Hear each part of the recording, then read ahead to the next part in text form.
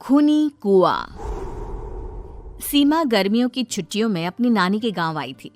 सीमा नानी के घर पहुंचने के बाद अपनी नानी के पैर छूती है और उनसे आशीर्वाद लेती है। तभी उसकी नानी उससे कहती है, इतनी बड़ी हो गई मेरी सीमा, चल जल्दी से हाथ मुंह धो ले, मैं तेरे लिए खाना लगा देती हूँ। भूख लगी होगी ना? हाँ नानी, भूख तो लग रही है मुझे, आपके हाथ के बने हुए पीले दाल और चावल खाने की। कितना टाइम हो गया है मुझे आपके हाथ का बना हुआ दाल चावल खाए हुए।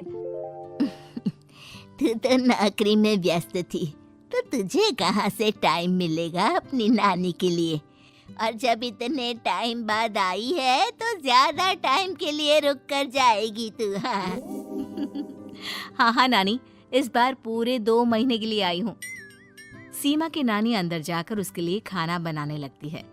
सीमा कमरे में अकेली होती है, तभी उसे किसी औरत के रोने की आवाज सुनाई देती है।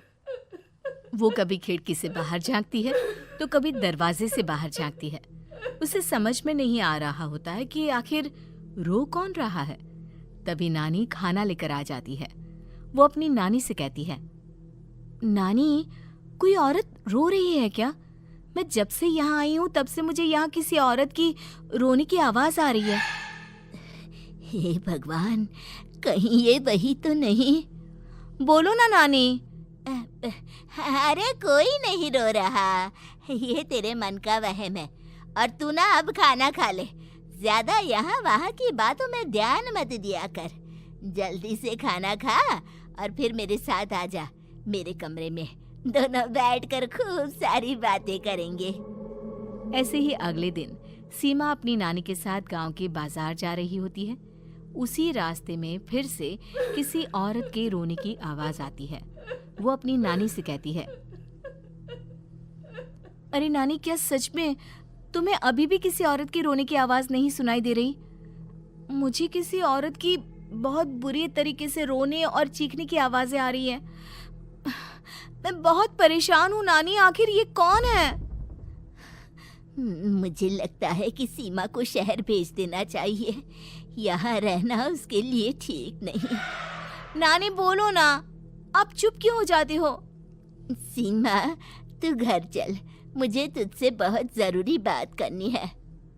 नानी सीमा को घर ले आती है और सीमा से कहती है, सीमा, कल सुबह तू शहर वापस चली जाएगी। अरे अचानक? आखिर क्या बात है नानी, आप मुझे ऐसे जाने को क्यों कह रही हो? मैं बस जो कह रही हूँ उस पर ध्यान दे। तू कल सुबह यहाँ से चली जाएगी, और ये बात मैं कोई मजाक में नहीं बोल रही। तू कल जाएगी तो मतलब जाएगी। अरे नानी, चली जाऊंगी मैं, ठीक है, पर आखिर बात क्या है ये तो बता दो। मम्मी से कोई बात हुई है या फिर मुझसे कोई गलती हुई है जो तुम मुझे अचानक से जाने के लिए बोल रही हो? देख सीमा, रात बहुत हो चुकी है और मुझे इस बारे में कोई बात नहीं करनी। चल, अब चल के मेरे साथ सो जा। सुबह की बस पकड़कर तुझे शहर भी तो जाना है। सीमा को अपनी नानी का ऐसा व्यवहार देखकर बहुत ही अजीब लगता है। उसे कुछ समझ में नहीं आ रहा होता है कि आखिर उसकी नानी उसे अचानक से गांव छोड़कर जाने के लिए क्यों कह रही है। ये सारी बातें सोचते सोचते सीमा की आंख लग जाती है और वो अपनी नानी के साथ सो जाती है।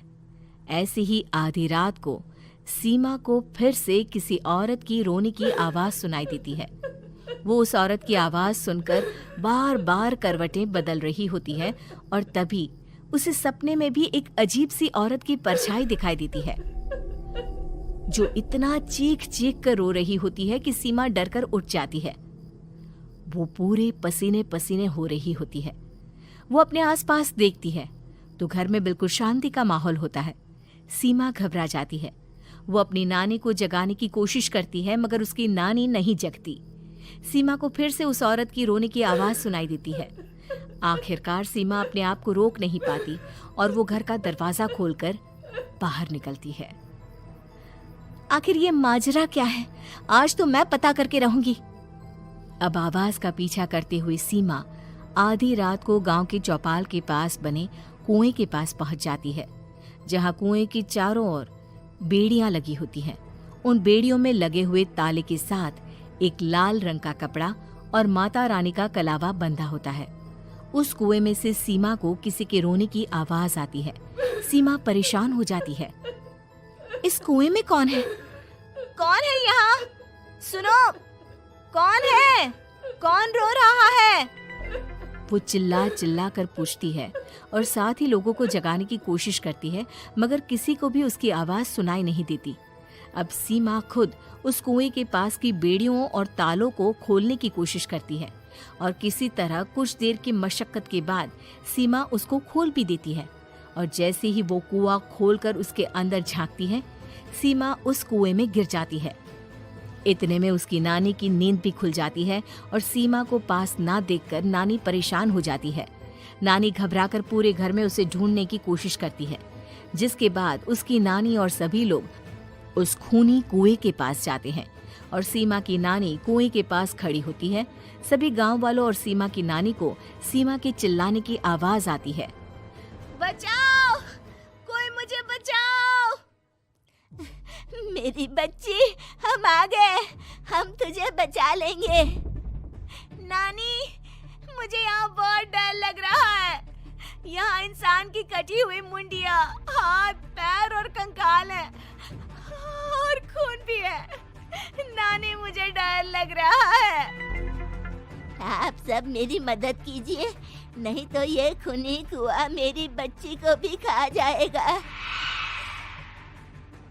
अरे मुझे तो ये समझ में नहीं आ रहा कि आखिर इस खूनी कुएं को खोला किसने। सालों पहले इसको इतनी मुश्किलों के बाद तांत्रिक बाबा ने बंद किया था। अरे पूरा गांव खूनी कुएं के बारे में अच्छे से जानता है, तो कोई भी जानबूझकर तो ऐसा करेगा नहीं। मतलब किसी ने अनजाने में इसे खोल दिया है भैया।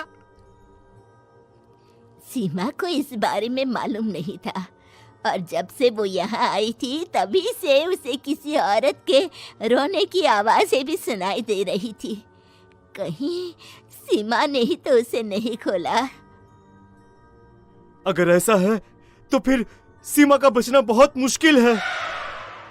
वहीं कुएं के अंदर सीमा रोते हुए बैठी होती है कि उसे आवाज सुनाई देती है जो कुएं के बाहर खड़े गांव वालों में से किसी को सुनाई नहीं देता। आज सालों के बाद मुझे ताजा खून मिलेगा। तेरा खून पीकर आज मैं अपनी प्यास बुझाऊंगा।